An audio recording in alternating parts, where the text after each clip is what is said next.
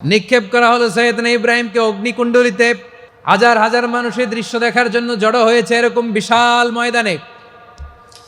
কিন্তু কি অবাক করা ঘটনা, সবাই ভয় পাচ্ছিল, না জানে কি হয়ে যায়। আল্লাহর খালিলকে যখন আগুনের কুণ্ডলিতে নিক্ষেপ করা হয়, আল্লাহর খালিল ইব্রাহিম আগুনের কুণ্ডলীর মধ্যে বসে বসে মানুষগুলোর দিকে তাকিয়ে হাসতে শুরু করে দেয়।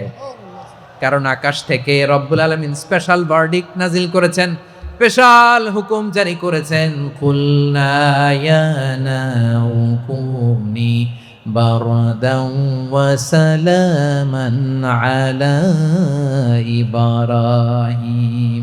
ও আগুন, খবরদার, সৃষ্টির শুরু থেকে তোকে একটা ধর্ম আমি বাতলে দিয়েছিলাম। তোর ধর্ম, আগুনের ধর্ম হলো যা পাবে জ্বালিয়ে সারখার করবে।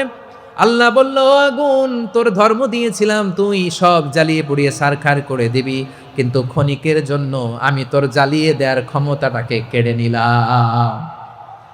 জ্বালিয়ে ভস্ম করে দেওয়ার ক্ষমতা আমি কেড়ে নিলাম। কুনি বারদান, ঠান্ডা হয়ে যা।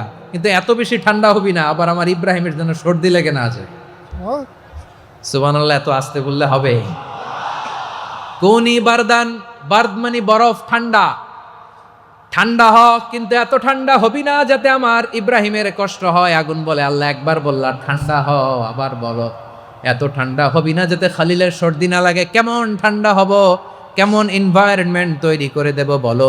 আল্লাহ বললেন, সালামান আলা ইব্রাহিম, আমার খালিল, আমার কলিজা, আমার ইব্রাহিমের জন্য তুই জান্নাতের গুল বাগিচা হয়ে যা। ও ভাই, নবী মুসার মতো ঈমান হলে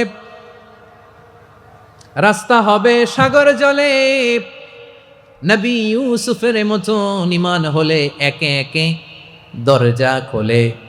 নবী ইব্রাহিমের মতো ঈমান যদি আজও থাকে বিদ্যমান, অগ্নিকুণ্ডে দেখতে পাবে খুব সরতে খুল ভাগা।